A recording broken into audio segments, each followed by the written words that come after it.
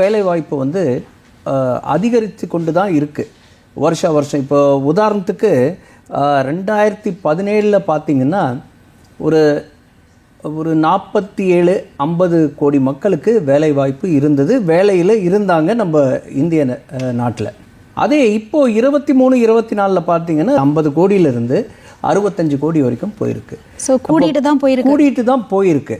இப்போது அதை வந்து எப்படி பார்க்கணுன்னா லேபர் ஃபோர்ஸ் பார்ட்டிசிபேஷன் ரேஷியோ அப்படின்னு சொல்லுவாங்க.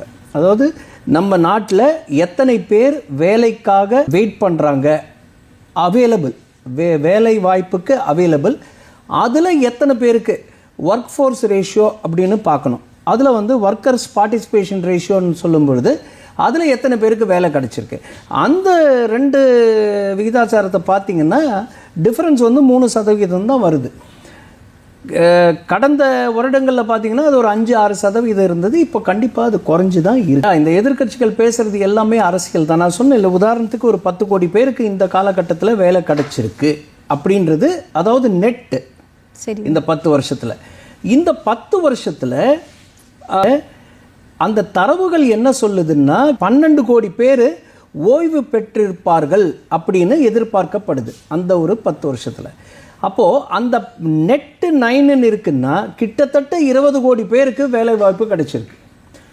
இன்னொரு தரவு என்னென்னா, இந்த ரிசர்வ் பேங்க் ஆஃப் இந்தியா வருஷம் எத்தனை சதவிகிதம் இந்திய மக்களுக்கு வேலை இருக்குது அப்படின்றது ஒரு கருத்து கணிப்பு நடத்தி அந்த ரிசல்ட்டை வெளியிடுறாங்க.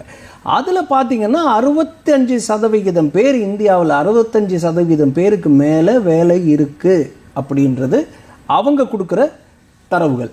அப்படி பார்த்தாலும் 130-135 கோடி மக்கள் ஜனத்தொகை இருக்கிற நாட்டில் 65% பேருக்கு இருக்குன்னா அது ஒரு பெரிய விஷயந்தான். அதில் நான் சொன்னேன் இல்லையா, அந்த எத்தனை பேர் இருக்காங்க, எத்தனை பேருக்கு வேலை கிடைச்சிருக்குன்ற டிஃபரன்ஸ் பார்க்கும்போதே அது ஒரு 3% தான் இருக்குது. சரி சார். அதே மாதிரி நம்ம நாட்டில் வந்து ஏற்றுமதிகள் வருஷம் கூடிக்கிட்டே போகுது, உள்நாட்டில் உற்பத்தி கூடிக்கிட்டே போகுது. ஸோ இதெல்லாம் வச்சு பார்க்கும்பொழுது கண்டிப்பாக வேலை வாய்ப்பு கூடியிருக்கா இல்லையா? கூடியிருக்கு தான். ஸோ அதனால் இந்த தரவுகள் எல்லாம் வச்சு தான் நான் வந்து இந்த வேலை வாய்ப்பு கண்டிப்பாக கூடியிருக்கு, வேலை வாய்ப்பு இல்லைன்னு சொல்கிறது முழுக்க அரசியல் அப்படின்னு நான் ஆணித்தரமாக சொல்கிறேன்.